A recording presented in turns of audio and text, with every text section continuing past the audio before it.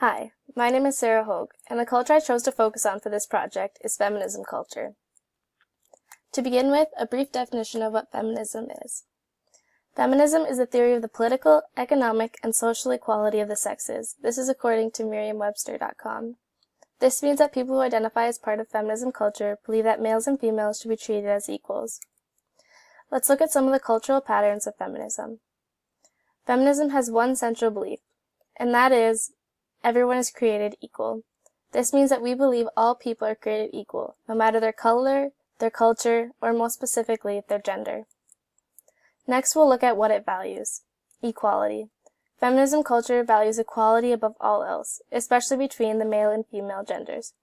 With this, feminists value equal rights. We believe that all people deserve equal rights. That means no pay gap, no discrimination, no stereotypes. As with all cultures, we have a set of norms that you will find most feminists following. Treating everyone as equals. It wouldn't be out of the ordinary to see feminists treating everyone around them as equal. It is also normal for a feminist to stand up for people who are being oppressed, specifically because of their gender. There are many social practices associated with feminism culture. A large one is that feminism culture accomplishes their goals by peacefully standing up against oppression.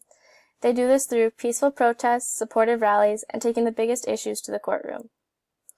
There are many misconceptions about feminism. Oftentimes these are created because of small groups who claim to be feminists but don't share the same beliefs, values, norms, and social practices.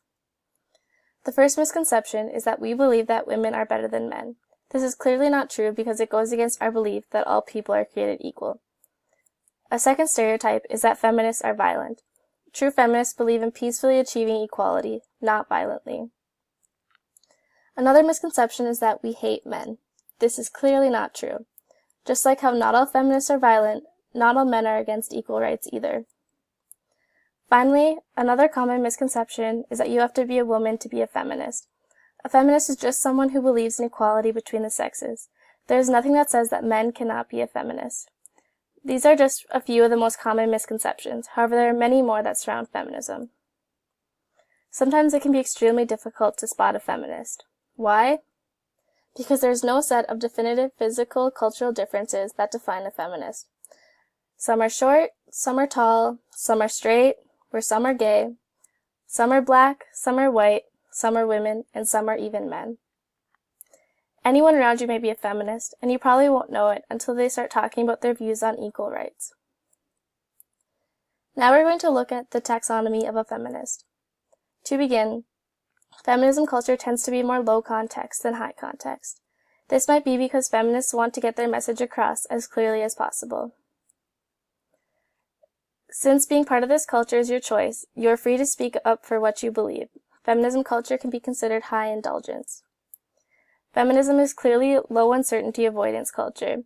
It is very open to change, tolerant of diversity, very interested in politics, accepting of protests, and it believes in fewer gender roles.